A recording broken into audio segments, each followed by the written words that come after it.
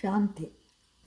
ನಮಗೆ ಎಷ್ಟಾದರೂ ಆಸ್ತಿ ಇರಲಿ, ಅಧಿಕಾರ, ರೂಪ ಏನೇ ಇರಲಿ, ಶಾಂತಿ ಇಲ್ಲದಿದ್ದರೆ ಆರೋಗ್ಯವೂ ಕೆಡುವುದರ ಜೊತೆಗೆ ನಿದ್ದೆಯೂ ಬರುವುದಿಲ್ಲ.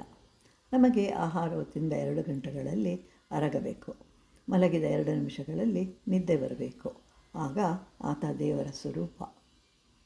ಒಂದು ಊರು, ಅಲ್ಲಿಗೆ ಒಬ್ಬ ರಾಜ, ಬಹಳ ಒಳ್ಳೆಯ ರಾಜ. ಆದರೆ ಅವನಿಗೆ ಒಂದು ಆಸೆ ಇತ್ತು, ಯುದ್ಧ ಮಾಡಿ ರಾಜ್ಯವನ್ನು ವಿಸ್ತಾರಗೊಳಿಸಬೇಕು ಅಂತ.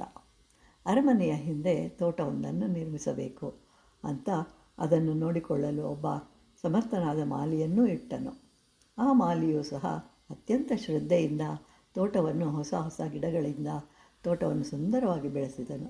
ಅದನ್ನು ರಾಜನು ನೋಡಬೇಕು ಅಂತ ಹೇಳಿ ಪ್ರತಿದಿನವೂ ಹೇಳ್ತಾ ಇರ್ತಾನೆ. ಆದರೆ ರಾಜ ಒಂದು ದಿನವೂ ತೋಟ ನೋಡಲು ಬರಲಿಲ್ಲ. ಹೀಗೆ ಬಹಳ ವರ್ಷಗಳೇ ಕಳೆದು ಹೋಯಿತು. ಒಂದು ದಿನ ರಾಜ ತನ್ನ ತೋಟದಲ್ಲಿ ಬಂದು ಕೂತ್ಕೊಳ್ತಾನೆ. ಅಲ್ಲಿಗೆ ಮಾಲಿನೂ ಬರ್ತಾನೆ. ರಾಜ, ನಿನಗೆ ವಯಸ್ಸು ಎಷ್ಟು ಅಂತ ಕೇಳ್ತಾನೆ. ಮಾಲಿ ಹೇಳ್ತಾನೆ, ತನಗೆ ಈಗ 90 ವರ್ಷಗಳು.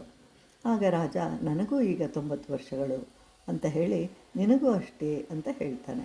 ಹೌದು ಮಹಾರಾಜರೇ, ಇಬ್ಬರದು ಒಂದೇ ವಯಸ್ಸು ಅಂತ. ಆದರೆ ನಾನು ಗಿಡಗಳನ್ನು ಬೆಳೆಸುತ್ತಾ ಬದುಕಿದ್ದೇನೆ, ನೀವು ಪ್ರಾಣಗಳನ್ನು ತೆಗೆಯುತ್ತಾ ಬದುಕಿದ್ದೀರಿ. ನಾನು ಜಗತ್ತನ್ನು ಸುಂದರ ಮಾಡಿ ಬದುಕಿದ್ದೇನೆ, ನೀವು ಜಗತ್ತನ್ನು ನಾಶ ಮಾಡಿ ಬದುಕಿದ್ದೀರಿ. ನನಗೆ ಅಷ್ಟೇ ವ್ಯತ್ಯಾಸ.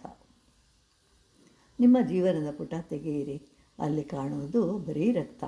ನನ್ನ ಬಾಳಿನ ಪುಟಗಳನ್ನು ತೆಗೆಯಿರಿ, ನಿಮಗೆ ಒಳ್ಳೆಯ ಸುವಾಸನೆ ಬರುತ್ತದೆ. ಆದ್ದರಿಂದ ನಮ್ಮಿಬ್ಬರಲ್ಲಿ ಕೇವಲ ವಯಸ್ಸಿನಲ್ಲಿ ಮಾತ್ರ ಸಮಾನ. ಈ ತೋಟ ನಿಮ್ಮದು, ನಿಮಗಾಗಿ ಈ ತೋಟವನ್ನು ಬೆಳೆಸಿದೆ. ನೀವು ಒಂದು ದಿನವೂ ನೋಡಲು ಬರಲಿಲ್ಲ. ನೀವು ಬದುಕಿದ್ದು ರಣರಂಗದಲ್ಲಿ, ಬರೀ ರಕ್ತವೇ ಕಾಳ್ತಾ ಇತ್ತು. ಆಕ್ರಂದನ, ದುಃಖ ಅಂತಹ ಕಡೆಗಳಲ್ಲಿಯೇ ಹೆಚ್ಚು ಕಾಲ ಕಳೆದಿರುವಿರಿ. ನಾನು ನಿಮಗಾಗಿ ದಾರಿ ಕಾದೆ. ಎಷ್ಟು ಸುಂದರವಾದ ತೋಟ, ಅದನ್ನು ಬಿಟ್ಟು ರಣರಂಗದಲ್ಲಿ ಓಡಾಡಿದೆ. ನೋಡು, ನಿನ್ನ ಜೀವನ ಬರೀ ರಕ್ತ, ನಿಮ್ಮದು ಒಂದು ಜೀವನವೇ ಅಂತ ಹೇಳ್ತಾನೆ ಮಾಲಿ. ಅವನು ಒಳ್ಳೆಯ ಶಾಂತಿಯನ್ನು ಪಡೆದುಕೊಳ್ಳಬಹುದಾಗಿತ್ತು.